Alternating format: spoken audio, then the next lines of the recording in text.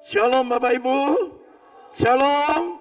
Ya, dengan sukacita tentunya kita boleh beribadah, memuji, menyembah Engkau. Tema yang saya angkat pada pagi hari ini adalah more about winner. Artinya lebih dari pemenang. Kita tidak ingin terjadi kekalahan dalam hidup kita. Tetapi kita ingin menjadi lebih dari pemenang. More about winner.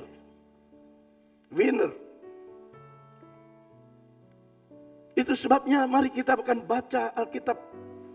Kita buka dalam Roma pasal 8 ayat 37. Saya telah menulisnya. Roma 8 ayat 37. Untuk itu kita sama-sama bangkit berdiri. Kita akan baca dan kita perkatakan firman Tuhan. Haleluya, haleluya.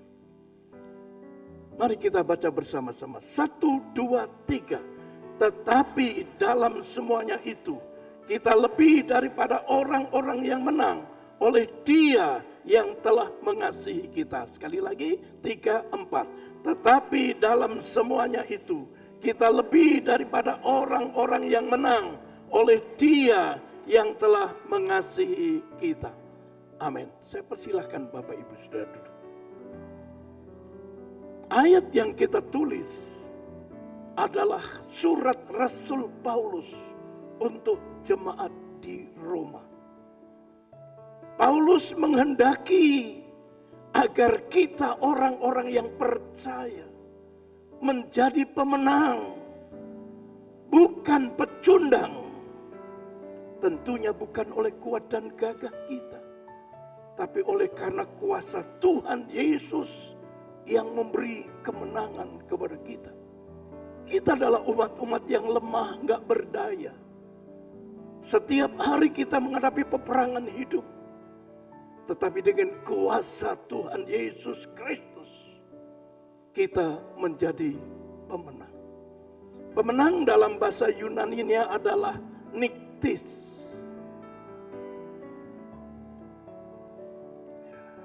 Niktis artinya tidak terkalahkan atau dapat mengalahkan musuh atau saingan kita. Itu arti pemenang, Bapak Ibu. Jadi pemenang artinya kita tidak terkalahkan. Kita mampu mengalahkan musuh atau saingan. Saya tidak tahu peperangan apa yang terjadi dalam kehidupan kita. Next. Mungkin Anda sedang menghadapi peperangan dalam keluarga. Hubungan engkau suami dan istri tidak baik hari-hari ini. Hubungan orang tua dan anak tidak baik. Sehingga engkau mengatakan anakku puthau, kurang ajar. Atau sebaliknya anak berkata orang tuaku tidak memperhatikan aku. Atau mungkin antara mantu dan mertua. Besan-besan lagi tidak baik hari ini. Atau mungkin peperangan sedang terjadi dalam ekonomimu. Seringkali saya katakan karena COVID-19. Mungkin pendapatan kita menurun. Tapi puji Tuhan, sejak tahun 2022, ekonomi Indonesia bangkit. Bahkan melebihi negara-negara lain. Tetapi ini menjadi peperangan ekonomi dalam keadaanmu mungkin. Berapa banyak tabunganmu kau pakai untuk kehidupanmu. Depositomu kau cairkan. Atau emas murni. Atau emas luka mulia yang kau punya kau jual. Atau mungkin Anda sedang menghadapi peperangan tentang pekerjaanmu. Usahamu mungkin. Nyaris tutup, nyaris bangkrut. Karena mungkin banyak dijeblok orang, utang gak dibayar. Atau mungkin engkau sedang menghadapi peperangan dalam studimu. Biasanya mahasiswa yang lagi skripsi itu harus dibantai oleh dosen pembimbing. Berapa kali kita harus mengganti. Saya teringat pada waktu saya ambil S2 di STT Karisma Bandung. Tesis yang saya buat pada waktu saya mendapat pelajaran metodologi. Kerangkanya semua saya tulis. Bahkan saya sempat tidak pernah tidur berhari-hari menyelesaikan tesis saya. Tapi apa yang terjadi waktu kami menghadap dosen pembimbing? Tolong diganti. Waduh, gantinya di mana? Dia katakan tahu sendiri. Anda mahasiswa S2. Waduh, kami harus berjuang. Tapi oleh anugerah Tuhan, karena kami mengambil S2 bukan karena untuk mencapai gelar. Tapi hanya saya ingin belajar yang benar itu gimana. Belajar tidak abal-abal. So banyak pendeta kali ini memakai gelar, tapi tidak pernah sekolah. SMA saja nggak lulus. Tahu-tahu punya gelar MTH. Pada waktu saya menjadi ketua badan pekerja daerah Gereja Bethel Indonesia Jawa Barat, meliputi Banten, Bekasi dan sebagainya. Ada 375 gembala jemaat yang saya bawahi. Banyak SMA aja nggak lulus tiba-tiba punya gelar MA. Saya pernah ditawari juga oleh seorang pendeta GBI. Pak pendeta, Pak Steve, nggak pantas kalau Anda ketua BPD cuman gelarnya S1 sarjana teologi. Saya akan berikan gelar MA. Bapak nggak perlu kuliah, tinggal tulis proposal, tinggal tulis pelayanan Anda, bayar 4,5 juta, langsung wisuda MA. Waduh. Saya katakan Anda harus bertobat. Ngajar pendeta nggak benar. Saya katakan. Puji Tuhan, sekarang pendeta tersebut sudah dipanggil pulang Tuhan ke rumah Bapa di surga. Nggak tahu bagaimana. Banyak yang dapat gelar MA dari dia. Cukup 4,5 juta.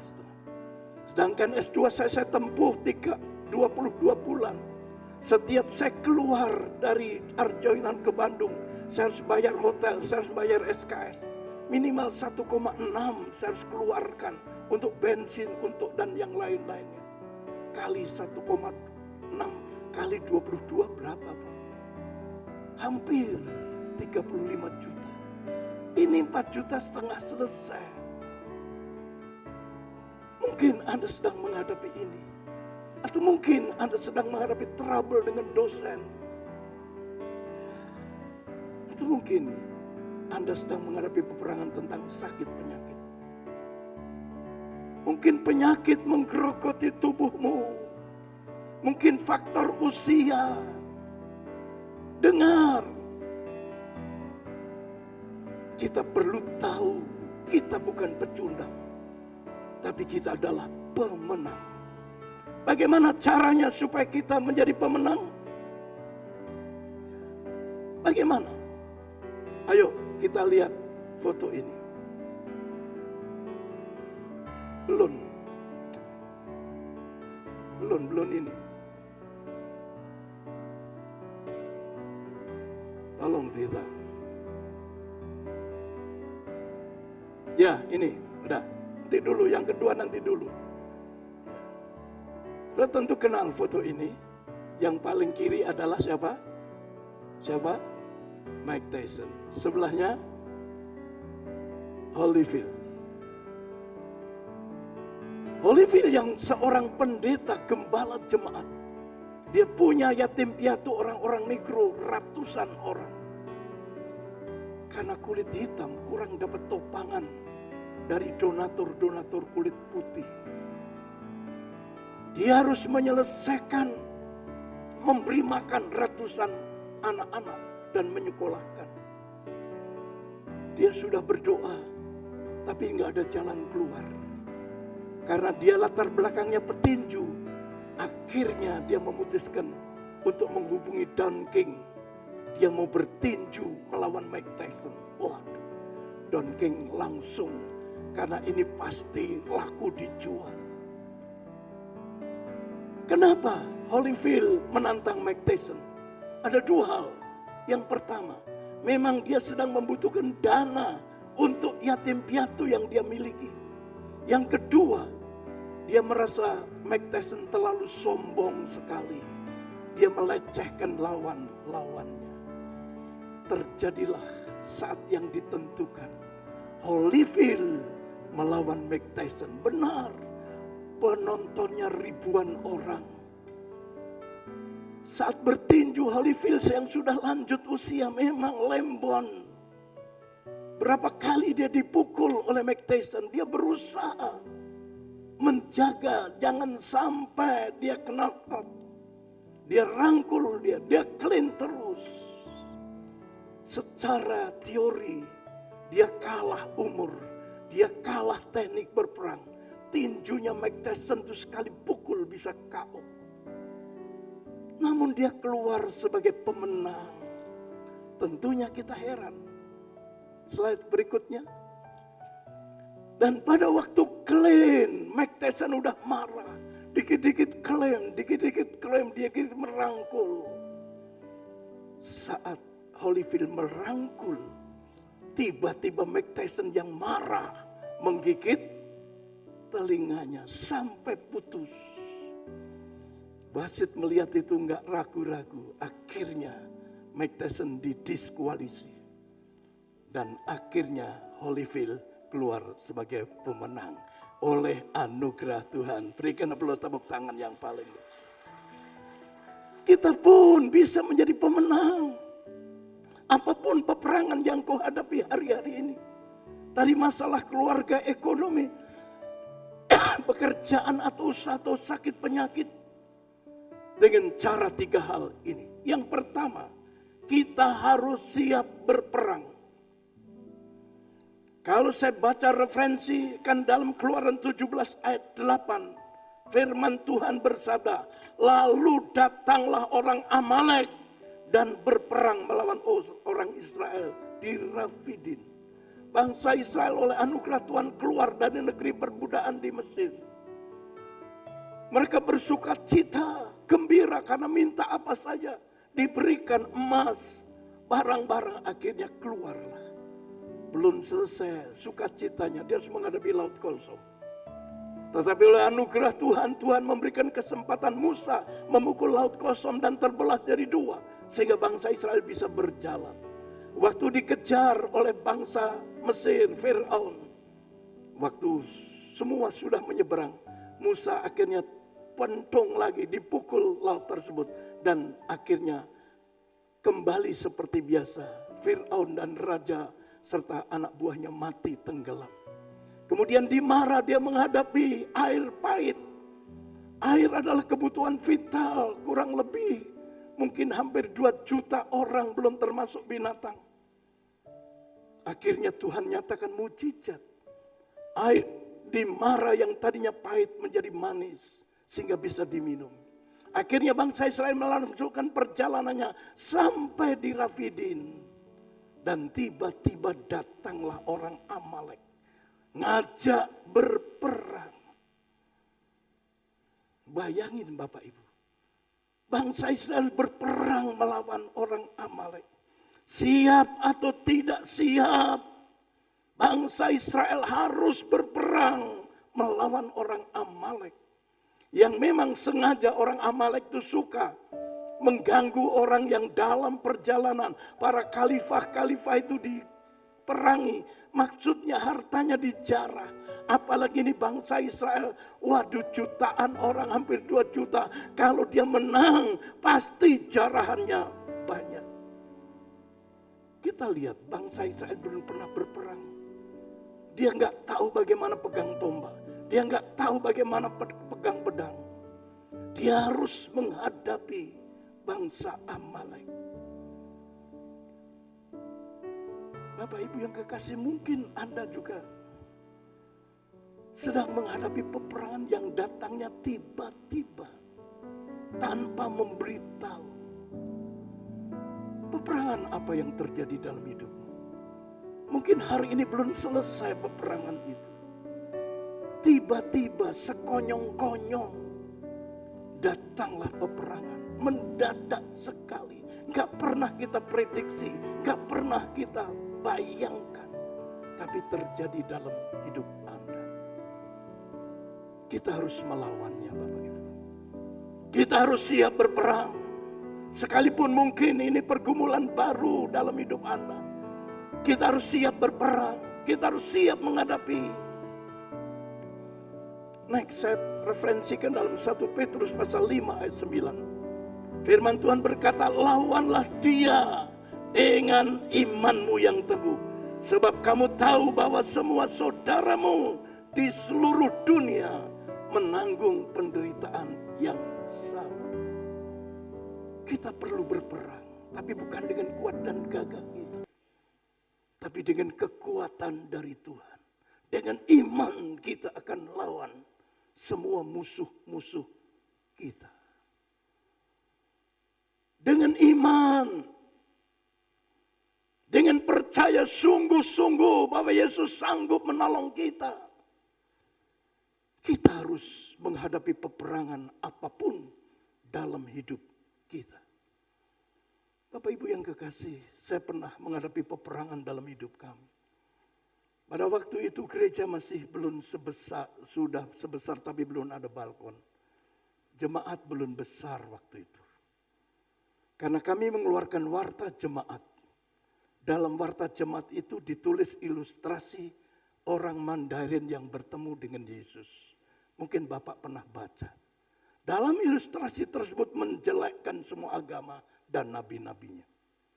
Saya waktu itu lagi pulang di Malang. Saya datang Sabtu jadi saya nggak sempat kontrol. Minggu sore karena ibadahnya sekali dibagikan. Ternyata dalam jemaat ada Yudasnya. Warta jemaat tersebut diberikan kepada Kodim. Karena dia notabenanya gendaannya. Atau mungkin simpanan dari seorang wartawan. Sehingga Kodim perintahkan Koramil untuk menginterogasi saya. Kapolsek interogasi saya. Saya katakan yang buat bukan saya Pak, pengerja saya. Waktu itu ada staf saya, Saudara Ferry Rondonuwu pada waktu itu. Dia nggak mau tahu, pokoknya Bapak pemimpin harus bertanggung jawab. Waduh. Saya menghadapi peperangan karena selama 1 bulan saya diinterogasi dengan pertanyaan yang sama di seksi 7 di Kodim. Belum Koramil, belum Kapolsek. Memang saya bersyukur tidak terjadi saat ini. Kalau terjadi saat ini habislah gereja kita. Karena saya menodai agama mungkin. Waduh saya bergumul Tuhan, bergumul. Akhirnya 1 bulan. Kemudian dari Kodim diserahkan ke Polres. Polres dimasukkan ke Jaksan. Waktu itu kejarinya kepala kejaksannya orang Aceh. Dan puji Tuhan, saya kenal pengurus GBI Kalvari. Saya cerita, oh saya kenal dia, ayo kita datangi. Malam itu kita datangi. Bayangin orang Aceh, pasti fanatik, pasti. Akhirnya dia berkata, sudah Pak Pendeta, saya akan saya tidak akan ajukan ke pengadilan. Inilah peperangan yang kita hadapi. Saya tiap malam gak bisa tidur. Kalau ada mobil berhenti, waduh mah, saya jangan-jangan ditangkap. Sebab saya gak pernah berurusan dengan polisi, saya takut. Saya takut di penjara Bapak Ibu. Namun puji Tuhan, karena saya siap menghadapi peperangan. Saya katakan kepada jaksa, apapun yang terjadi, kalau saya di penjara, saya siap. Saya katakan kepada Saudara Ferry, ayo, waktu itu diinterogasi di Korem, di jalan itu yang bypass itu. Kami siap di penjara. Kami siap. Tatkala kami berkata siap, masalah kami ditutup, diselesaikan oleh anugerah Tuhan. Berikan tepuk tangan yang paling meriah. Jadi kita siap atau tidak siap, kita harus menghadapi peperangan. Peperangan baru ke peperangan lama pun, kita harus siap menghadapi peperangan tersebut. Yang kedua, kita harus tahu siapa musuh kita. Kalau peperangan kita perlu tahu siapa musuh kita. Kalau saya referensikan dalam 1 Petrus pasal 5 ayat 8. Firman Tuhan ayat 9 mungkin. Sadarlah dan berjaga-jagalah. Lawanmu si iblis berjalan keliling sama seperti singa yang mengaum-ngaum dan mencari orang yang dapat ditelannya. Siapa musuh kita? Bukan mertua, bukan suami istri, bukan adik kakak, bukan dengan hamba Tuhan. Musuh kita adalah iblis. Iblis yang sengaja mendatangkan peperangan dalam hidup kita untuk menguji iman kita. Ayub, waktu itu Tuhan bertemu dengan iblis. Tuhan bertanya, dari mana kau? Beredar-edar di seluruh. Ya, aku siap mencari orang yang dapat kutelan, katanya. Akhirnya iblis berkata, engkau tahu hambamu Ayub, dia setia, saleh,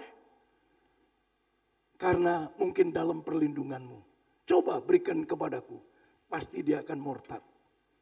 Akhirnya Tuhan berkata, silahkan. Karena Tuhan tahu kapasitas Ayub. Tuhan tahu iman Ayub. Akhirnya Ayub dicobai. Dari anaknya mati, kekayaannya dirampok habis. Istrinya kabur, caw. Karena tidak mau melihat Ayub yang luka kulitnya, sakit kulit. Gatalnya enggak karu-karuan, bukan dikerok, dikukur dengan tangan atau dengan garuk, tapi dengan pecahan kaca. Namun Ayub keluar sebagai pemenang. Karena Ayub tahu bahwa iblis itu hanya mencobai. Tuhan izinkan pencobaan, peperangan terjadi dalam kehidupan Ayub. Hanya untuk menguji iman Ayub. Memang Ayub pernah mengeluh. Ayub pernah menyalahkan Tuhan. Tetapi akhirnya dengan mataku sendiri aku melihat kuasa Tuhan besar dalam hidupku. Iblis gak senang kalau kita bahagia. Iblis gak senang kalau kita diberkati. Iblis gak senang kalau kita sehat. Maka dia menguji iman kita. Karena Allah tidak pernah mencobai siapapun. Dalam Yakobus 1 ayat 13 firman Tuhan berkata, kalau seseorang dicobai, jangan berkata pencobaan datang dari Allah. Karena Allah tidak pernah mencobai siapapun. Jadi peperangan yang kita hadapi itu sengaja Tuhan izinkan iblis menyerang hidup kita.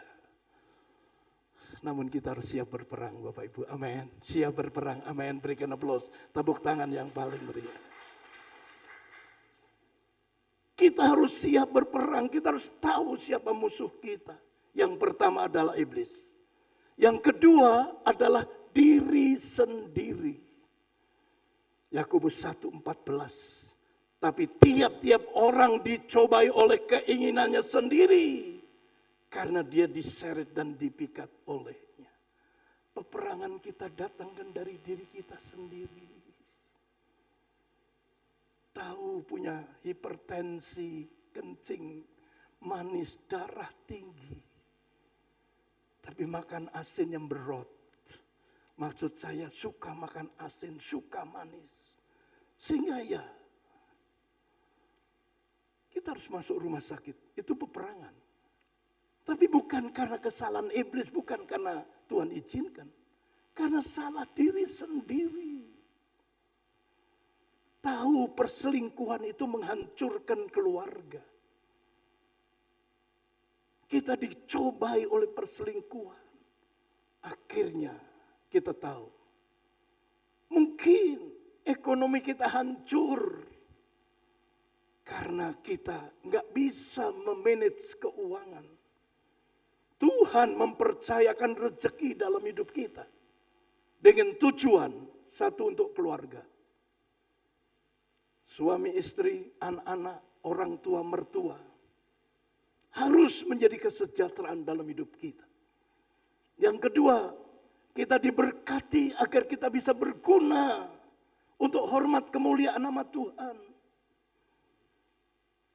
Memang gereja kita tidak mengenal gaji untuk para pendeta. Ada gereja lain mungkin digaji. Jadi ya kerja nggak kerja gajinya tetap gitu. Tetapi bagi kami Gereja Betel Indonesia, gereja aliran karismatik tidak digaji.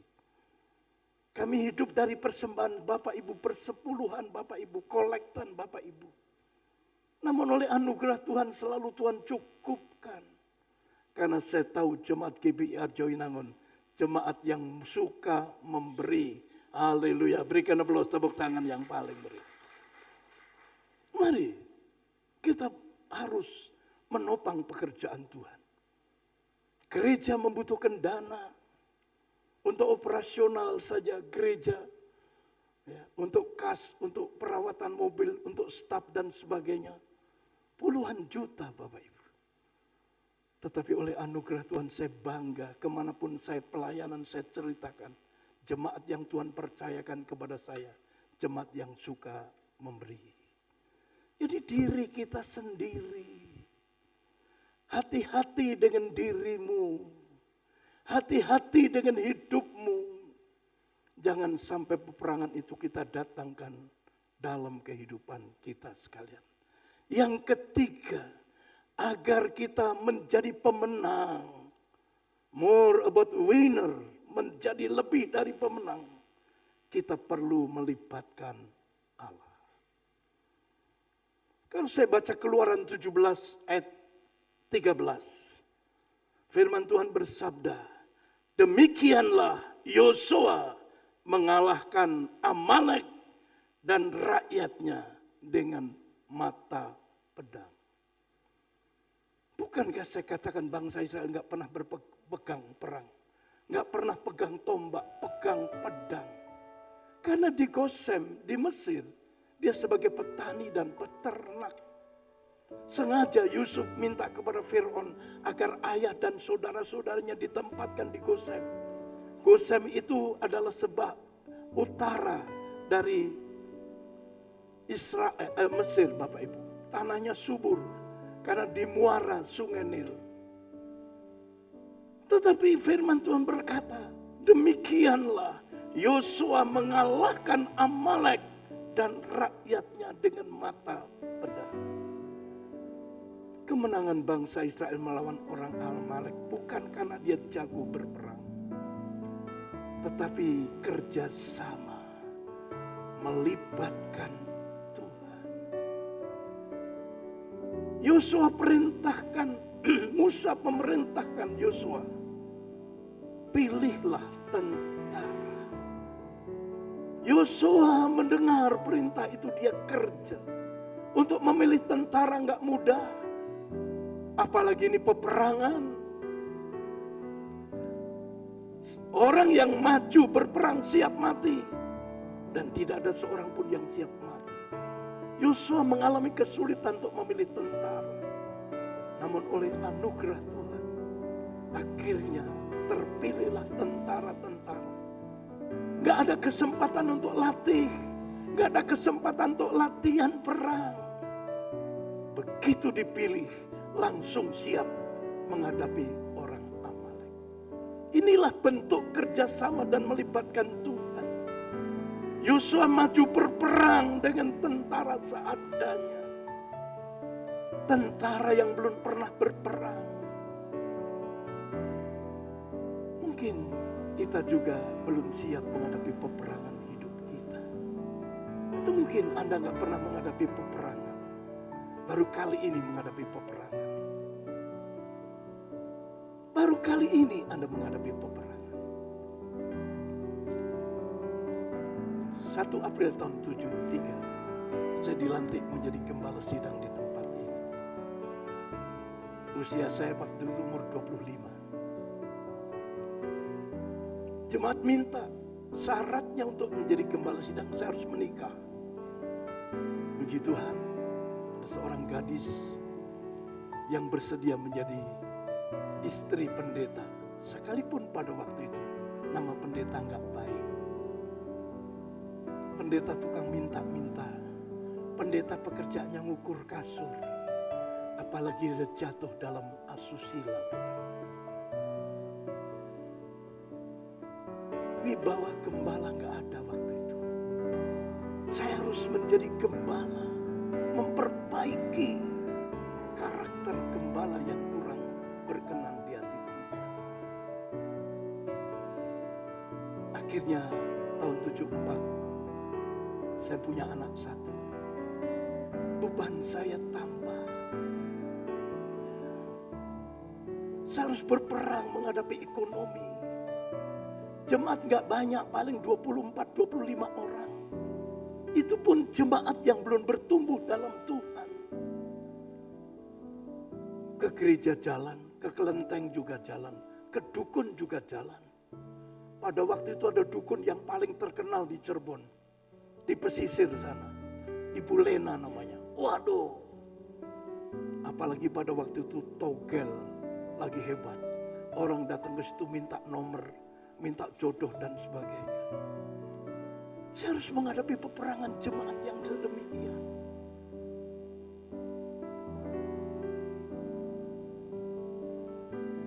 Saya melawan kekerasan. Saya berkhotbah tentang dosa. Memang banyak yang gak senang. Bahkan pernah jemaat dipindah kebaktiannya ke Yosudarso. Tinggal berapa orang. Saya tetap berjuang. Saya tetap menghadapi peperangan tersebut. Akhirnya puji Tuhan, Tuhan kembalikan. Bahkan bertumbuh sampai hari ini. Dari 25 sekarang kita punya anggota 387 orang.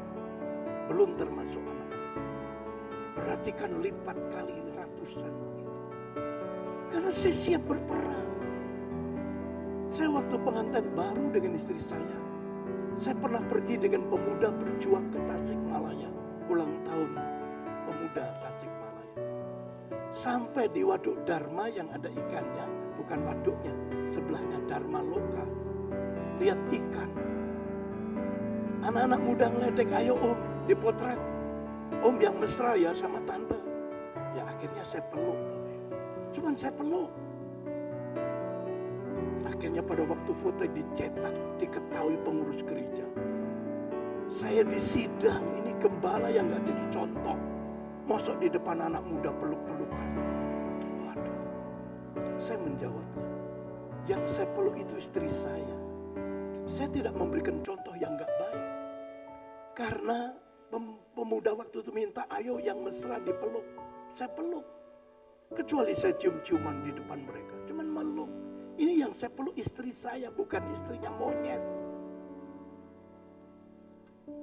Peperangan yang terjadi dalam hidup saya. Belum menghadapi ekonomi. Namun karena saya siap berperang.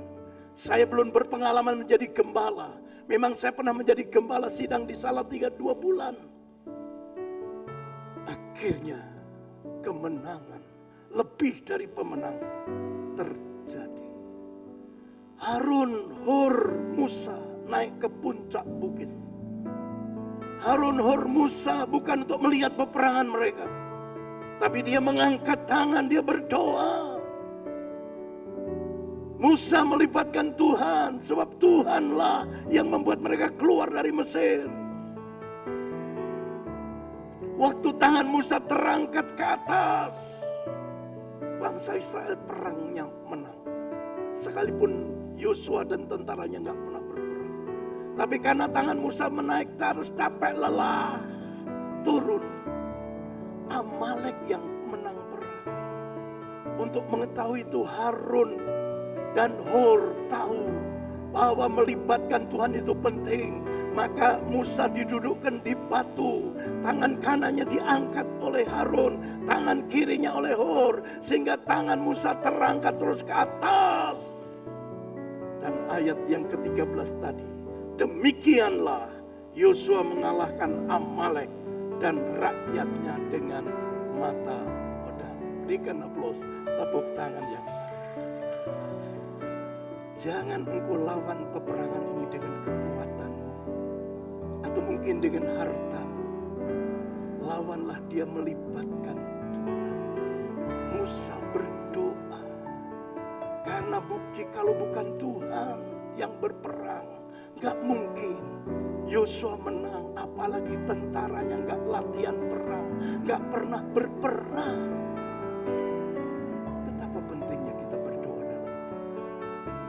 Libatkan Tuhan menghadapi pergumulan hidup Anda. Libatkan Tuhan.